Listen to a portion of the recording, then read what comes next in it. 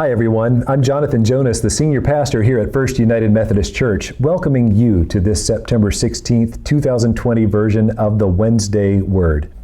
This past Sunday morning, we began our new detour worship series by noticing a change in direction, or a detour, in the lives of Abram and Sarai, who would later be known as Abraham and Sarah, as they respond obediently to the call of God in Genesis chapter 12.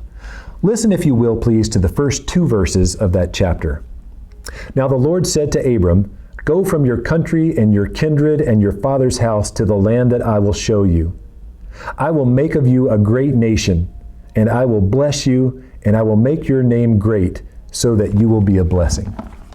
There are two promises of greatness in this passage, and two ways in which God does what Abram and Sarai cannot do for themselves. Let's look first at that second promise, "I will make your name great." Wouldn't we all agree in 2020 that the name of Abram or Abraham is a great name? Abram becomes the ancestor of all the people of Israel, of all those great heroes of the Old Testament. Through Israel, Abraham becomes the patriarch of three major world religions, first Judaism, then Christianity, and ultimately Islam. We sing a song about the greatness of the name of Father Abraham. But notice that God is specific in this passage we've shared together today. God does not expect or intend that Abram will make his own name great. God will make the name great because of Abram's obedience. This is an important distinction and contrast to some of the people that we've encountered before Abram in the first few chapters of Genesis. In the Garden of Eden, the man and woman are prohibited from eating the fruit of the tree of knowledge of good and evil. But as chapter 3 begins, the serpent entices the woman to eat that very fruit, making this argument: God knows that when you eat of it, your eyes will be open, and you will be like God, knowing good and evil. So when the woman saw that the tree was good for food, and that it was a delight to the eyes, and that the tree was to be desired to make one wise, the story continues that both she and the man eat the prohibited, forbidden fruit. Now, part of their motivation here is aspiring to greatness. They want to have their eyes open. They want to have wisdom. They want to be like God. And ironically, in their disobedience, their quest for greatness results in a loss of their intimacy with God, and it results in their becoming infamous to all the following generations. A few chapters later, in Genesis chapter 6, in the first few verses, we encounter some mysterious and not very well-known creatures known as the sons of God, who begin to intermarry with humankind and to have offspring. We also read about the Nephilim who are on the earth at this time. And Genesis chapter 6, verse 4 says, "These were the heroes that were of old, warriors of renown." Heroes and warriors of renown. It sounds like people who have achieved greatness or who are aspiring to greatness. But the following verses tell us that because of them, God is sorry that He has created humankind. And this sets into motion the story of the flood and of Noah and the ark. Because they're aspiring to their own greatness, they're grieving the heart of God. Later in chapter 11, just before the passage we've shared together today, a group of people jointly aspire to greatness.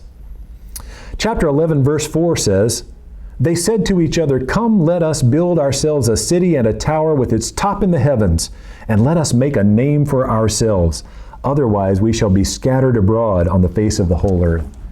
And we know this as the Tower of Babel because God intervenes as they're trying to make a name for themselves and causes them not to understand each other, and does indeed scatter them because they're so busy trying to make a name for themselves that they forget maybe to acknowledge the name and the greatness of God. So notice in those cases, when people aspire to greatness, it results in calamity and chaos. But when Abram and Sarai aspire to obedience, God is the one who makes the name great. Notice also that God promises a great nation, and there's a big obstacle.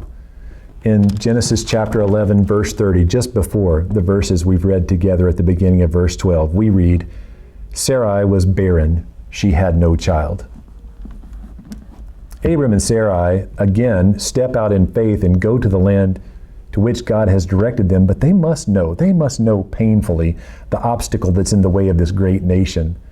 They and every other couple before them and since them that has struggled with infertility know the helplessness and almost the hopelessness, the feelings of inadequacy that come along with that desire to join with the creation around us in making sure that we're populating the future generations. And it's something that they encounter again in their family.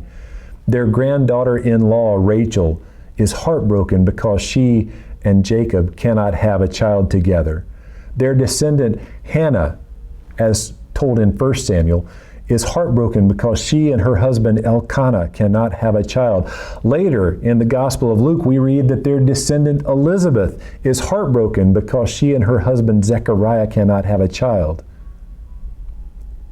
In each instance, God is faithful and intervenes so that they are able to have, in Abram and Sarai's case, Isaac; in Rachel and Jacob's case, Joseph; in Hannah and Elkanah's case, Samuel; and in Elizabeth and Zechariah's case, John the Baptist.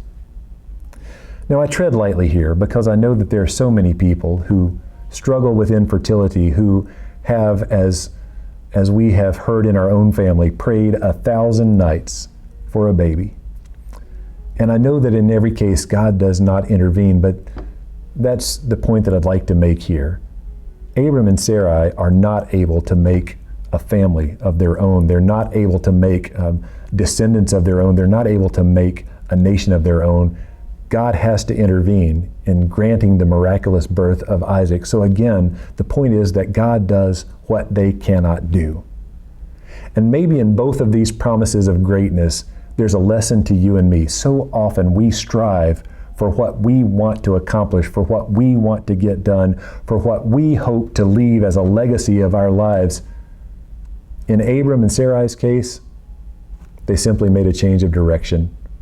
Were obedient to God's call to go to a new place to do a new thing. Their greatness came because of their obedience. Let that be a lesson to us today. Maybe we should put away some of our striving and some of our trying, some of our achieving, simply to listen for the voice of God and to listen for the voice of obedience so that God can do for us and through us and with us what we simply cannot do ourselves. Well, thank you for joining me for the Wednesday Word. I'll see you on Sunday morning.